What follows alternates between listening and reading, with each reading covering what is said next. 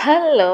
ரமா போட்டு அனைவரும் ஆரோக்கியமாக, சந்தோஷமாக, நிம்மதியாக இருப்பீர்கள் என்று நம்புகிறேன்.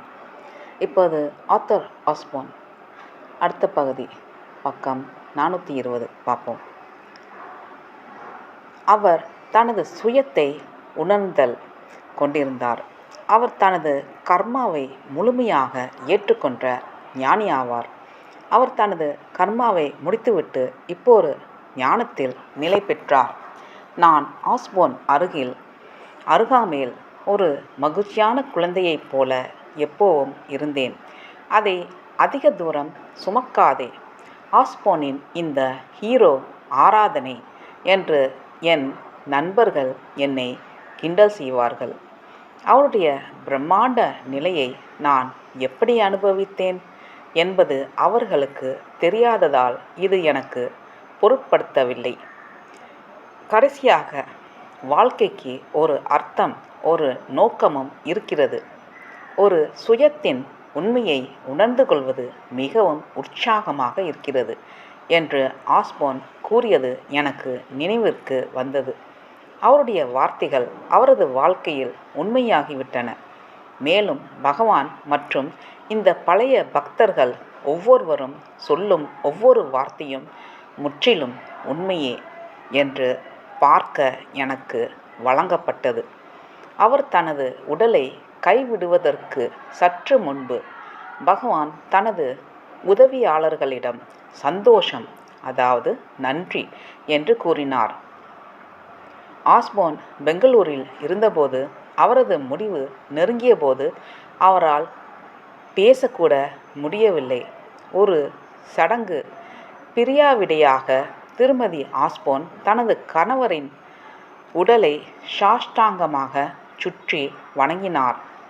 அப்போது திடீரென்று நன்றி என்று ஆஸ்போனின் குரல் தெளிவாக அவருக்கு கேட்டது. ஆஸ்போனின் உடல் திருவண்ணாமலைக்கு கொண்டு வரப்பட்டு அவரது வீட்டில் அடக்கம் செய்யப்பட்டது.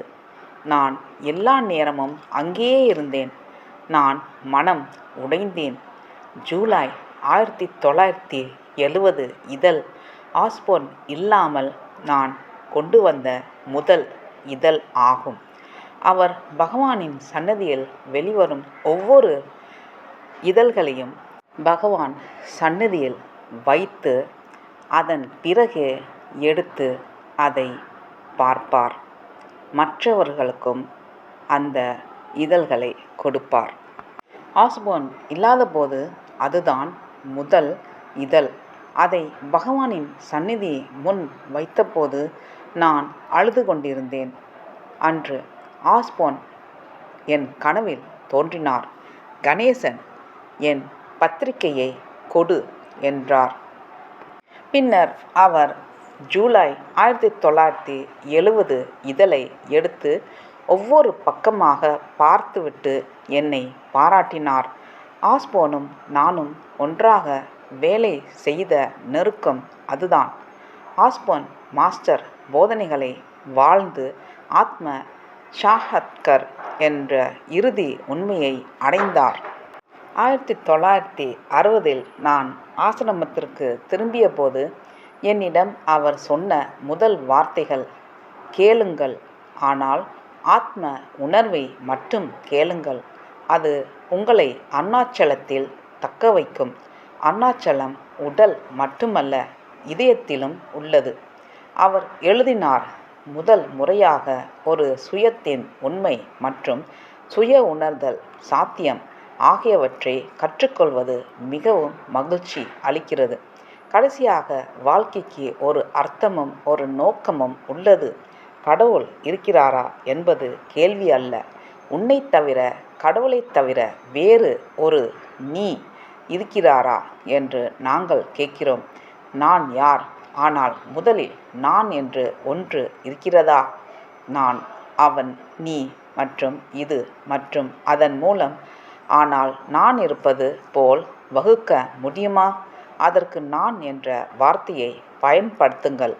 ஆனால் நீங்கள் அதை பற்றி எந்த பிரிவினையும் இல்லை என்ற அர்த்தமல்ல. இருப்பதை உணர்வீர்கள். மேலும் அதற்கு நான் என்ற அதே வார்த்தையை பயன்படுத்துகிறீர்கள். ஏனென்றால் அது அதே உயிரினம். தேடல் ஏன் அவசியம்? ஒரு மனிதன் குதிரை அல்லது கருவேல மரத்தைப் போல ஏன் தனது உண்மையான இயற்கையான நிலைக்கு வரக்கூடாது? எல்லா உயிரினங்களிலும் மனிதன் மட்டும் ஏன் தன் திறமைகளை தவறாக பயன்படுத்த ஆசைப்படுகிறான்? தன் உண்மையான அகலத்திற்கும் அந்தஸ்துக்கும் வளர அவனது ஆசைகளை கட்டுப்படுத்த வேண்டும். இது மற்ற உயிரினங்களிலிருந்து மனிதனை வேறுபடுத்துவது எது என்ற கேள்வியை உள்ளடக்கியது. பல உயிரினங்கள் மனிதனை விட ஒரு திசையில் அல்லது இன்னொரு திசையில் பல திறன்களை கொண்டுள்ளன. மனிதனை வேறுபடுத்தி காட்டுவது அவன் ஒரு மனிதன் மட்டுமல்ல, அவன் ஒரு மனிதன் என்பதையும் அறிந்த அவனது சுய உணர்வுதான். அவர் ஒரு மனிதனாக இருப்பதை உணர்ந்தவர். சில சமயங்களில் ஒரு நபருக்கு ஒரு தூய்மையான வாழ்க்கை அனுபவம் உள்ளது. அவர் தான் இருக்கிறார் மற்றும் இருப்பதன் உண்மையை உணர்கிறார். இது தூய உணர்வு என்று பின்னர் அவர் பாராட்டுகிறார். எண்ணங்கள் இடை நிறுத்தப்படாமல், ஆனால் அவை நிகழும்போது கூட அவை நனவின் ஓட்டத்தை குறுக்கிடாது. ஆனால் சில சமயங்களில் அவர் அதை பற்றி மகிழ்ச்சி அடையவில்லை. இது அவருக்கு ஒருவித மனக்குறைவாகவே தோன்றுகிறது. போதனையிலோ அல்லது தன்னிடத்திலோ ஏதோ தவறு இருப்பதாக அவர் உணர்கிறார். மனம் ஒட்டு கேட்பது வழக்கு என்பது விளக்கம். யார் பேரின்பத்தை உணரவில்லை, ஆனால் அந்த டீக்கு அங்கே இருக்கவே வேலையில்லை. அவர் கடவுளை உளவு பார்ப்பவர். இருப்பது பேரின்பம் மட்டுமல்ல, ஆனந்தமும் கூட. என்ற நிருபர் இல்லாததுதான் அதற்கு அவசியமான நிபந்தனை. ஆர்வமற்ற செயல்பாட்டின் வாழ்க்கை கூட ஈகோ உணர்வை கரைக்க போதாது. இது பொதுவாக வலுவான மற்றும் வலிமையான பிரச்சாரத்தால் வலுப்படுத்தப்பட வேண்டும். இது சரணடைதல் அல்லது விசாரணையாக இருக்கலாம். பகவான் கிருஷ்ணர் பகவத்கீதையில் சரணாகதியை அறிவுறுத்துகிறார். யோகத்தில் வசிஷ்ட முனிவர் சுய விசாரணைக்கு உத்தரவிடுகிறார். 2 வழிகள் உள்ளன. நான் யார் அல்லது அடிபணியுங்கள் என்று கேட்டதற்கு ஸ்ரீ பகவான் கூறினார், மனம்தான் அனைத்து திறன்களுக்கும் அதிபதி அல்லது சொந்தக்காரர் என்பது போல் செயல்படுகிறது. அவற்றையும் தன்னையும் துறந்து சரணடைய வேண்டும். தூய்மையான இருப்புக்கு அல்லது சுய அல்லது உண்மையான சுயம் அல்லது இருப்பது எது என்பதை உள்நோக்கி பார்க்க வேண்டும். பகவானின் விசாரணை பாதையில் ஆஸ்போன் உண்மையான பக்தியுடனும் தன்னலமற்ற சேவையுடனும் இணைந்தார். ஞானம், பக்தி மற்றும் நிஷ்காம கர்மாவுடன் கைகோர்த்தது. காலை மாலை 2 வேளைகளிலும் ஸ்ரீ பகவான் சந்நிதிக்கு முன்பாக வேதம் ஓதுவதில் தவறாமல் கலந்து கொண்டார். அதை கேட்பது தியானத்திற்கு உதவும் என்று அவர் உறுதிப்படுத்தினார். அவர் ஒரு துறவி வாழ்க்கைக்கு ஒரு சிறந்த உதாரணமாக இருந்தார். நன்றி, வணக்கம். அடுத்த பகுதியில் பார்ப்போம். ரமா பூ போட்டு